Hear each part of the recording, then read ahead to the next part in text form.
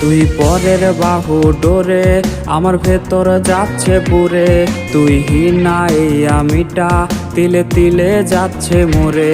আমার পুরছে পুরুক বুক, তুই পুরারে তোর সুখ, তবু মরার আগেও আমি দেখবো না রে তোর মুখ।